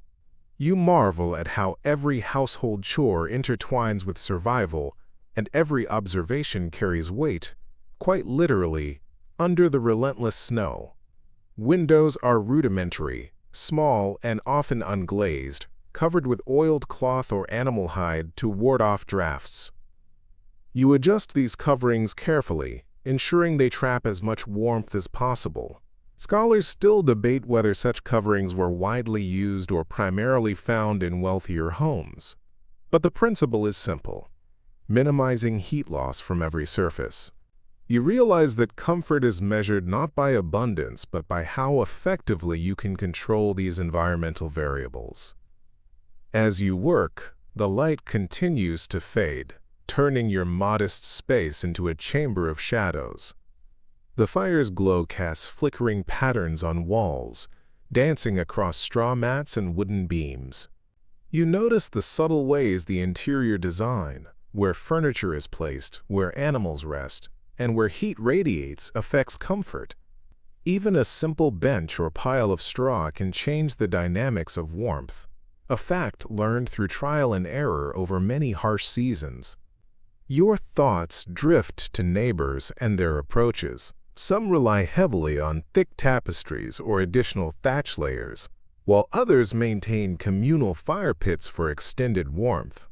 Historical evidence suggests there were regional variations based on local resources. In forested areas, wood was abundant, but drafty construction was common. In more open plains, stone and clay were used, offering thermal mass but requiring greater fuel management. The landscape itself influences how homes survive winter, a subtle yet ever-present factor in daily life.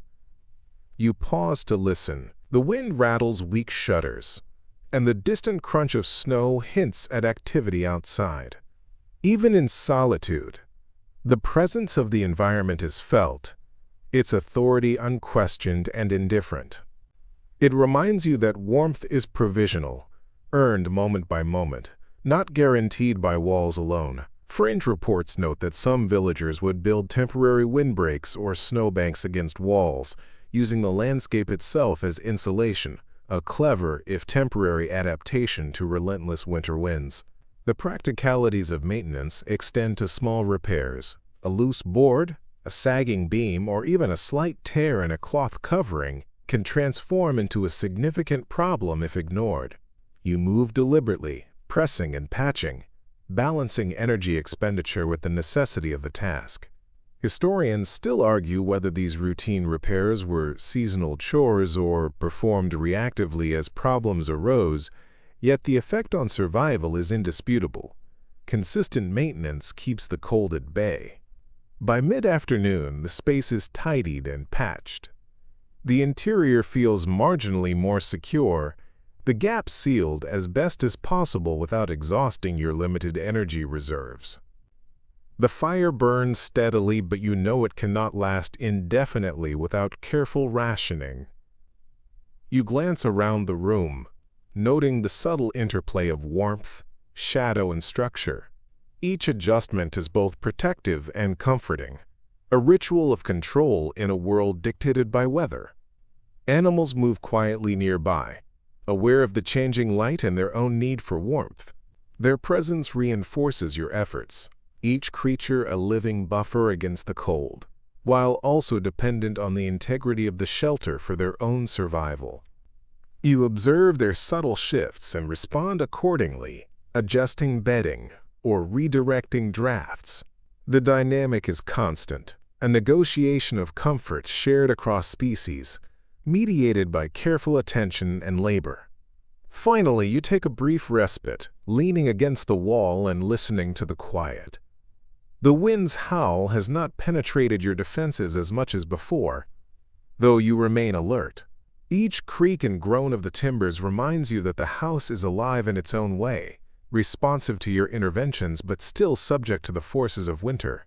You consider the broader picture. Shelter maintenance is not simply a chore. It is a continual strategy of survival, blending observation, ingenuity, and endurance until the sun returns and the cycle begins anew. The early dusk arrives like a slow sigh, settling over your home and yard as the sun dips behind gray clouds. Shadows stretch unnaturally long across packed snow and frost-bitten earth, and you feel the subtle, creeping sense of evening pressing against your already chilled body. In these moments, perception of time bends. The night seems to encroach faster than light allows, and you are acutely aware that energy must now be rationed even more carefully. Historians still argue whether villagers strictly followed seasonal rhythms or improvised daily routines based on sunlight and temperature. But the evidence points to a highly adaptive mindset. Your survival depends on it. The interior of your home darkens with the diminishing daylight. You move deliberately, minimizing motion to conserve heat. Your fire, though still alive, struggles to maintain its glow against the encroaching cold, and you must consider its fuel carefully. A single misstep in rationing could leave you shivering long before morning. Fringe accounts suggest some peasants would bury embers under ashes to preserve heat overnight, a subtle method of storing energy while also safeguarding against accidental fires. You note these strategies, even if practiced selectively, as part of the broader tapestry of medieval ingenuity. You glance at the walls and the carefully patched windows, shadows flickering across rough timbers and the faint glow of the hearth reflecting on straw mats. Every surface seems imbued with the day's labor, from the stacked firewood to the patched cracks in doors. Indoor spaces are alive with the evidence of human effort. Each repair, each placement of bedding or animal, is an assertion of control against an indifferent environment. The interplay of shadow and light brings a meditative quality, almost surreal, as you settle into the rhythms dictated by necessity. Outside, the wind's moan grows stronger, rattling shutters and stirring loose snow along the thatched roof. You listen, attuned to these subtle signals, understanding their significance. An approaching storm, a temperature drop, or simply the night asserting its dominance. The house itself seems to contract in response, timbers creaking under the dual stress of cold and age. Some scholars propose that villagers understood these acoustic cues instinctively, using auditory signals to anticipate maintenance needs or adjust heating routines. You rely on these ancient instincts, honed over generations, blending observation with learned experience. You move to the hearth to stir the embers, watching sparks drift upward in a slow, mesmerizing dance. The act itself is both practical and contemplative, a tactile meditation that bridges the gap between day and night, labor and rest. You observe the animals nearby, their subtle movements a mirror of your own cautious energy expenditure. Livestock shift on straw bedding, conserving heat, while you too conserve effort, pacing and pausing in a careful rhythm dictated by both fatigue and cold. The domestic choreography of survival is intimate and relentless, each action measured against the unforgiving backdrop of winter. Meal preparation for this early dusk is deliberate. Sparse rations, often reheated from morning or augmented with dried provisions, are consumed slowly, savoring warmth as much as nourishment. You note the interplay of temperature, taste, and sustenance. Even small bites provide comfort and a tangible buffer against exhaustion. Some fringe accounts mention communal sharing of scraps to maximize caloric efficiency, highlighting how social structures often intertwined with survival strategies. Scholars still argue whether such practices were widespread or situational, but the principle remains clear. Energy and warmth must be meticulously managed. The encroaching darkness presses your attention toward final preparations for the evening. You check firewood allocations, reposition straw bedding, and ensure that animals are secured for maximum warmth. The interplay between human and animal needs is subtle yet constant. A minor miscalculation could compromise comfort or survival. The house transforms into a vessel of interdependent life, where every adjustment reflects a careful negotiation with natural forces. Even the act of sitting, of allowing oneself a brief rest, carries calculated intention, balancing conservation with the need to maintain alertness.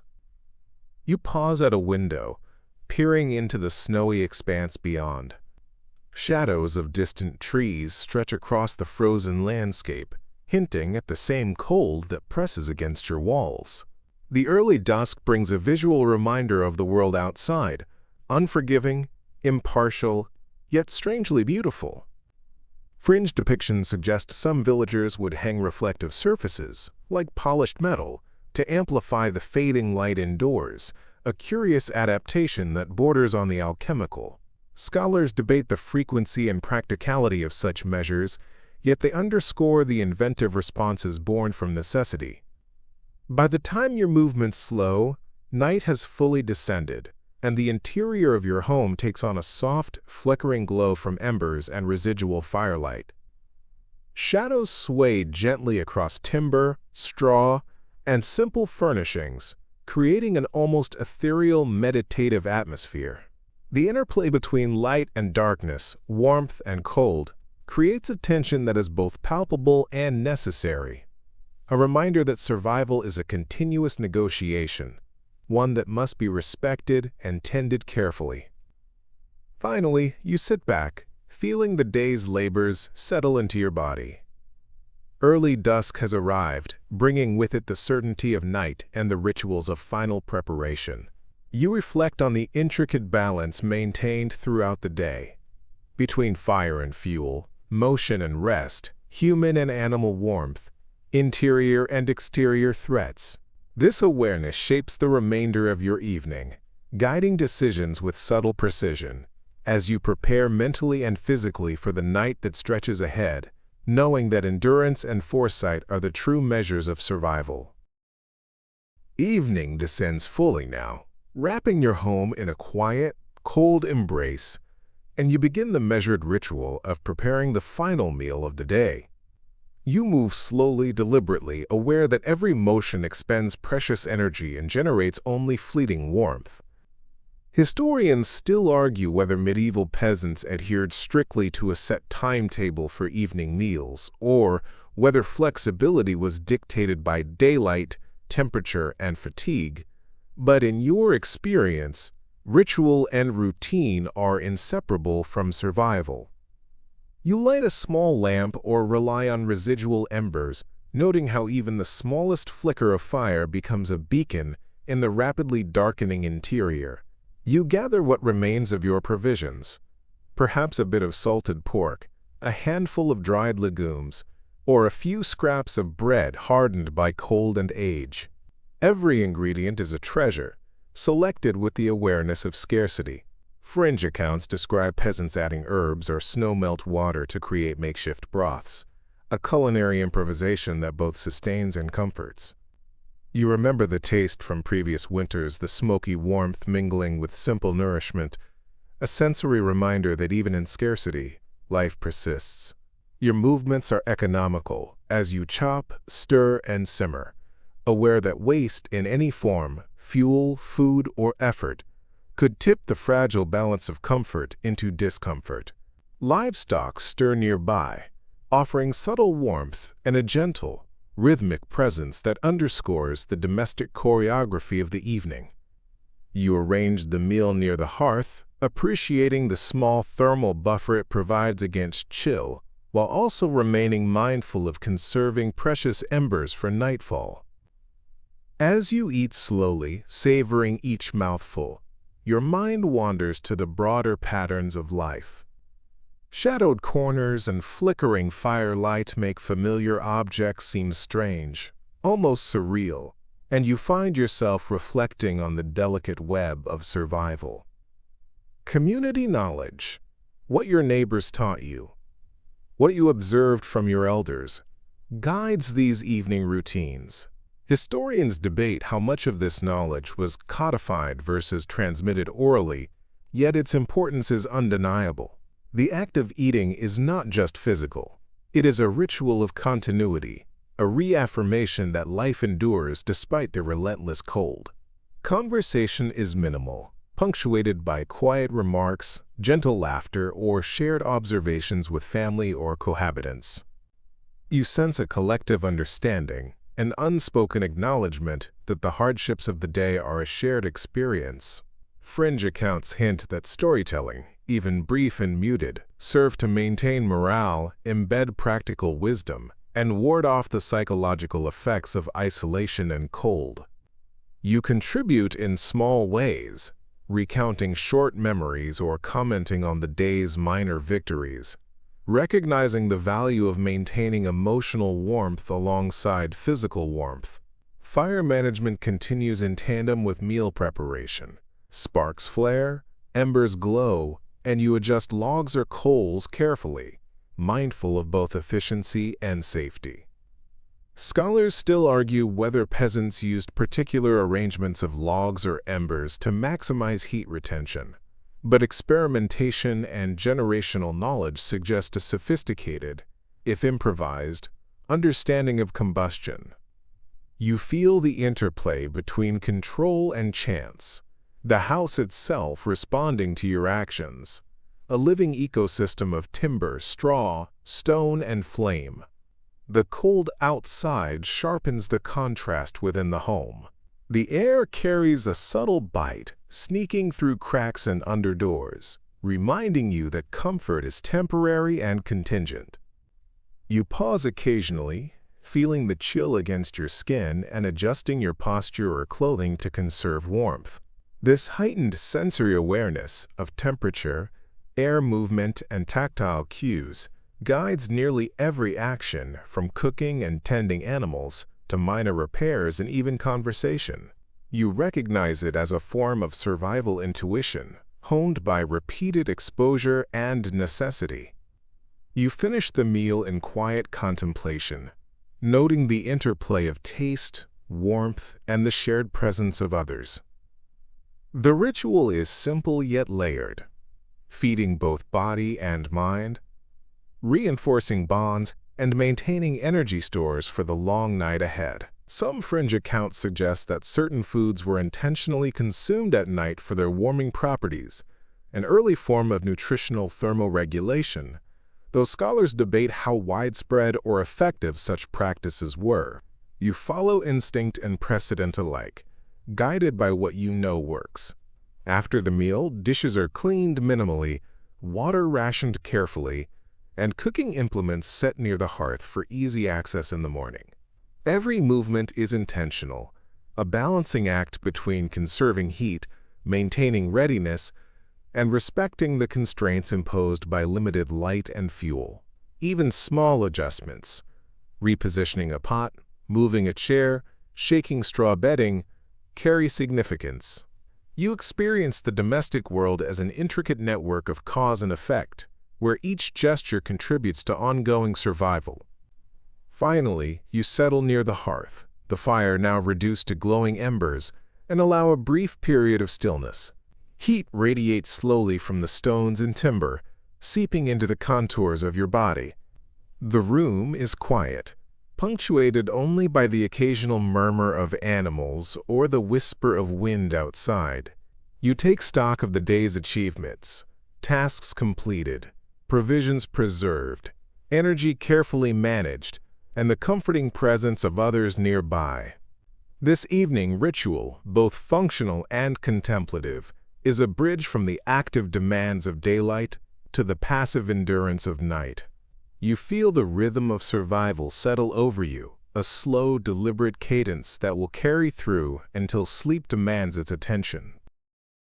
Stories by firelight become your lifeline now, a gentle balm against the persistent chill that permeates every corner of the house. You sit close to the hearth, the embers sending up intermittent sparks that dance across the low-beamed ceiling. Shadows move like restless spirits across walls coated in soot and smoke.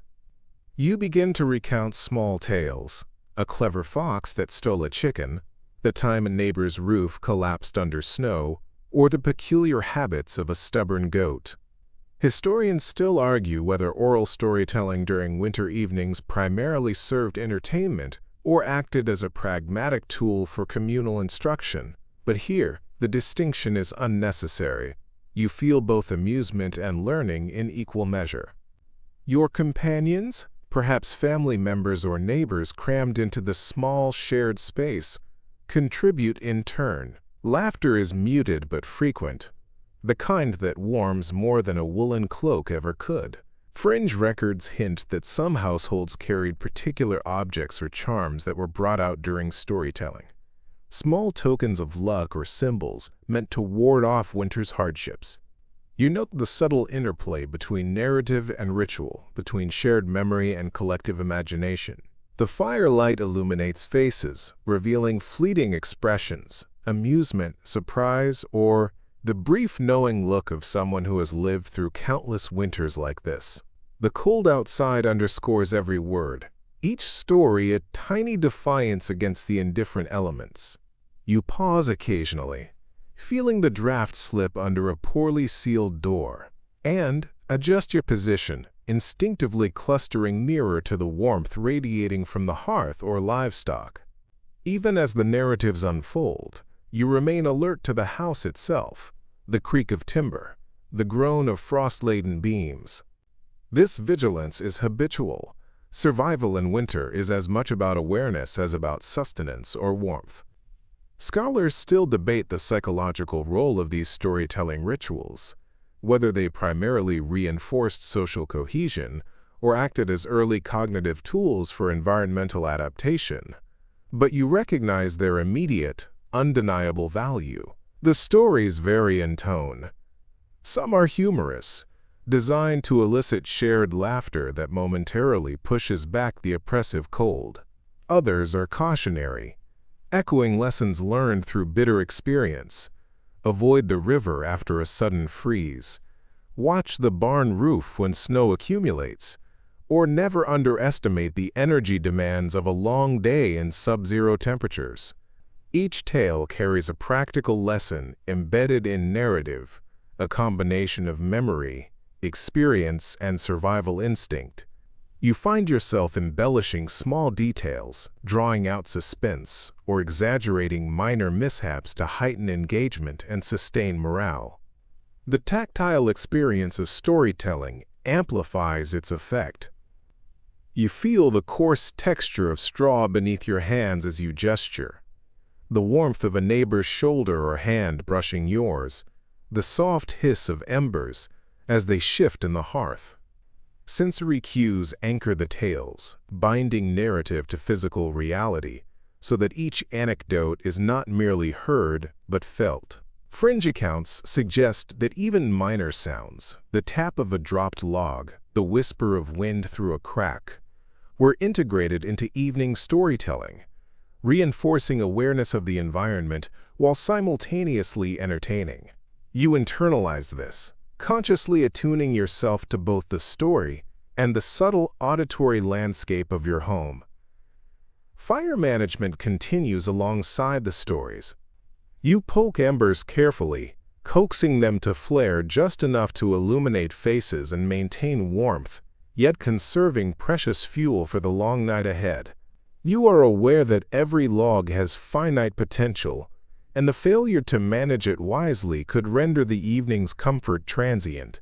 Historians still argue whether peasant households developed systematic strategies for fire rotation and ember preservation, or if most of this knowledge was improvisational. Either way, you rely on your instincts, honed by repeated winters, to guide your actions. Occasionally, a lull occurs, conversation slows, and the fire's crackle becomes the dominant sound. You allow silence to settle, finding comfort in it.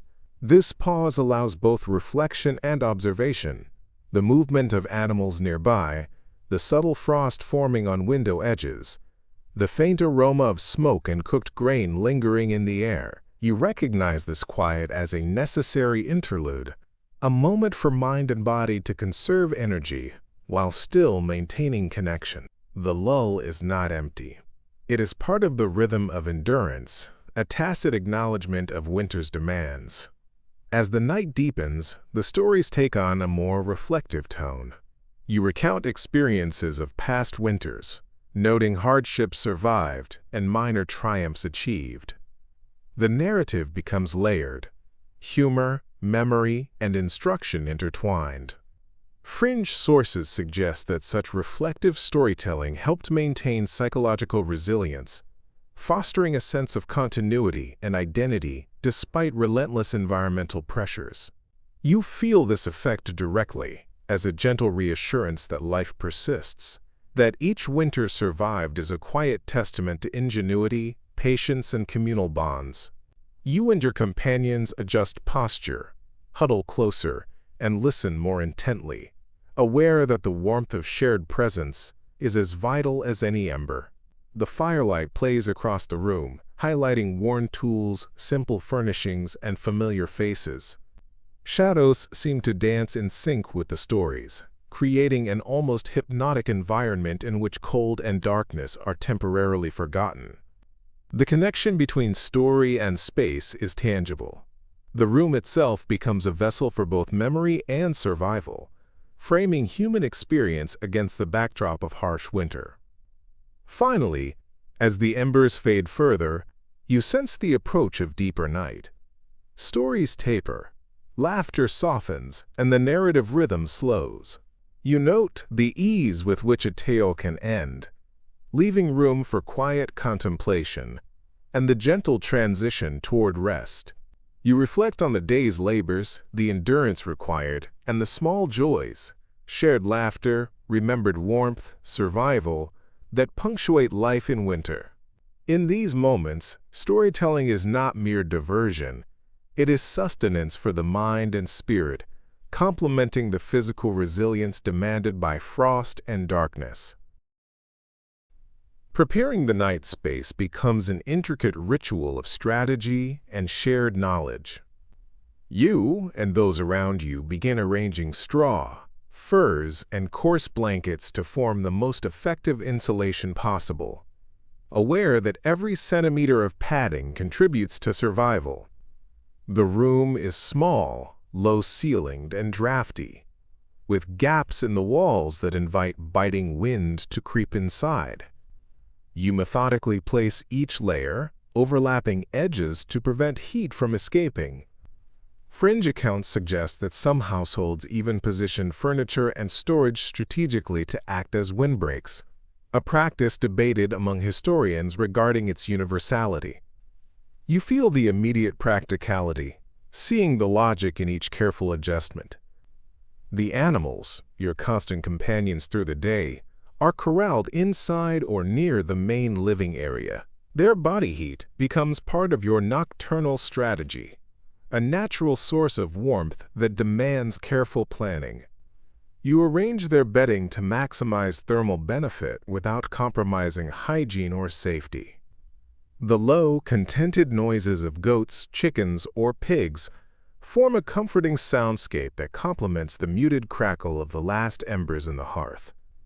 Scholars still argue whether cohabitation with animals was primarily for warmth or also as a method of security, but here the distinction is secondary to practicality. You and your fellow household members carefully cluster in a manner that conserves heat and minimizes exposure to cold surfaces. Limbs are tucked close, heads resting on furs or shared cushions, creating an intricate human mosaic of warmth. The tactile comfort is undeniable. The press of a shoulder, the warmth of a back, the shared density of bodies against the cold. You notice the subtle, almost imperceptible shifts as each person adjusts for comfort, seeking a balance between proximity for warmth and space for rest. This negotiation is fluid, a dance repeated across countless winters. Nightly routines extend to fire maintenance. Though the flames have died down, you ensure embers remain in strategic positions, allowing a controlled glow that can be revived without expending unnecessary fuel. You poke and rearrange, mindful that the fire's placement affects every corner of your shared living space. Historians still debate how systematic such ember management was among medieval peasants, but the logic of careful monitoring is evident in your actions. Even in darkness, attention to fire remains a priority, a subtle yet constant guardian against the cold. The architecture itself dictates part of your night strategy. You examine cracks in wooden beams, gaps in stonework, and the thin panes of glass, or often just oiled cloth, covering windows. Every flaw is a potential conduit for freezing drafts. You work quickly but carefully, using straw, cloth, or mud to seal openings. Fringe sources note that some households kept small, portable insulating panels or tapestries specifically for this purpose, a technique not universally attested but plausible in extreme climates. Your actions feel like a negotiation with the very structure of your home, a dialogue of survival between human ingenuity and the built environment. As your bedding is finalized, you consider the layering of clothing for night. Woolen undergarments, linen shifts, and thick outer wraps are arranged with deliberate care. You tuck in stray edges, ensuring no gap allows the cold to sneak against skin. Historians still argue whether medieval peasants wore distinct sleep garments or simply layered the same clothes worn throughout the day. For you, practicality outweighs convention. Every layer is chosen for warmth and efficiency. You feel the comforting weight of wool, the rough texture against your fingertips, and the subtle constriction that nonetheless promises survival. Small rituals accompany these preparations. You check the placement of basic necessities within reach: a small water container, a knife, perhaps a bit of leftover bread. These minor considerations reduce the need to rise and expose yourself to the cold during the night.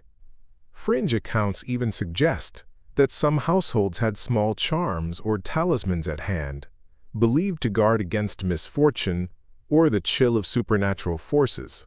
You may or may not share these beliefs, but the act itself is psychologically stabilizing, a minor but meaningful assertion of control in an environment otherwise dominated by winter's caprice. The low light from the dying embers flickers over the room, casting long, undulating shadows. You watch the smoke rise, swirling toward the cracks in the ceiling before dissipating. The soundscape shifts. The creak of beams, the occasional soft grunt from an animal, the distant howl of wind against the exterior walls. You notice each sound as part of your mental map of safety and warmth. Historians still debate whether medieval peasants developed conscious strategies for auditory awareness at night, but instinctively you interpret these cues as essential. The room, alive with subtle motion and sound, becomes a layered environment for both rest and vigilance. You adjust for comfort one final time, checking that no part of your body presses directly against cold floors or walls. Hands are tucked beneath furs, feet arranged to share warmth with another's legs if possible.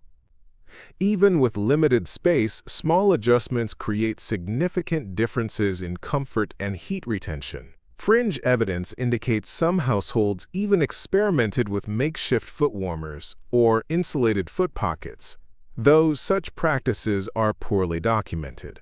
You find it remarkable how tiny, thoughtful interventions can transform the experience of a freezing night. Finally, you lie in place, body and mind gradually surrendering to rest while remaining alert to the environment.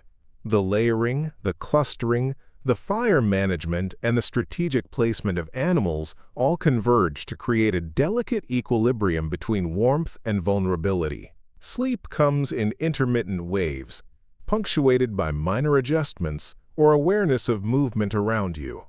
You understand that these efforts are not one-time actions but part of a continuous cycle repeated each night of winter. The night is long, cold, and demanding, yet carefully structured human practices provide the margin of survival that allows life to continue.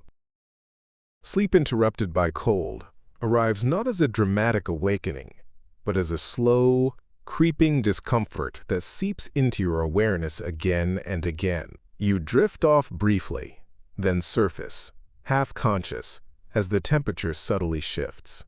The fire has cooled further now, embers dimming to a dull red, and the balance you so carefully constructed begins to falter. Your breath feels sharper when you inhale, the air slightly more brittle. You pull a fur closer without fully waking, instinctively conserving heat rather than fighting the cold outright. Your body becomes acutely aware of exposed areas. A hand has slipped free from its covering. A foot has nudged against the packed earth floor beneath the straw. Each contact sends a small shock of chill that nudges you back toward wakefulness. You correct these errors slowly, deliberately, minimizing movement so as not to disturb the shared warmth around you. Historians still argue whether medieval sleep was naturally segmented because of environmental factors like cold and darkness. But here, interrupted rest feels less like a cultural habit and more like biological necessity. Around you, others stir in similar rhythms. Someone coughs softly, another shifts their weight, straw rustling like dry leaves. These sounds reassure you that you are not alone in this experience, that the struggle against cold is communal, even in sleep. Animals respond as well, stamping or snorting, their body heat fluctuating as they move. Fringe accounts suggest that peasants sometimes deliberately encouraged animals to resettle during the night to redistribute warmth, though how intentional this was remains debated. You simply accept their movements as part of the fragile nighttime ecosystem. Your mind, hovering between sleep and awareness, begins to wander. Thoughts drift to practical concerns. How much wood remains? Whether tomorrow will be colder? Whether the roof will hold under accumulating frost? These thoughts do not spiral. They circle lazily, dulled by fatigue. The cold sharpens awareness, but also enforces efficiency. There is no energy for elaborate worry. Modern sleep studies might call this fragmented rest, but for you it is the default state, shaped by environment rather than choice. At some point you wake more fully, compelled by a deeper chill. The embers have faded almost completely, and the room feels heavier, denser with cold air settling downward. You consider rising to tend the fire, calculating the cost. Standing would expose your entire body, draining precious heat. You weigh this against the benefit of revived warmth. Historians still argue how often medieval peasants actively rekindled fires overnight versus enduring until morning. Tonight, you choose endurance. You tighten your layers, pull closer to others, and remain still, letting shared heat compensate for the dying fire. Time loses clarity. Hours stretch indistinctly, measured only by the frequency of waking and the intensity of cold. Your dreams, when they come, are shallow and fragmented, often blending with physical sensations. You dream of warmth, summer fields, sun-heated stone, bread baking near a full hearth, only to surface again into the cold reality of winter night. These dreams are not escapist fantasies so much as mental rehearsals for survival, reminders of why endurance matters. The architecture asserts itself again as temperatures drop. Drafts intensify, sneaking through seams you thought sealed. You feel faint currents against your face or neck, prompting minor adjustments. A rolled cloth is nudged into place, a shoulder angled away from a leaky wall. Fringe historical anecdotes mention households assigning one person, often the lightest sleeper, to monitor drafts overnight, though whether this was systematic or situational remains unclear. You act not as a sentinel, but as a participant responding reflexively to discomfort. As the night deepens, the cold reaches a plateau. It no longer worsens noticeably, settling into a steady presence. Your body adapts, circulation adjusting, muscles relaxing slightly once they accept the temperature as constant. Sleep comes more easily now, though it remains light. You are dimly aware of the wind outside, its howl softened by walls and distance.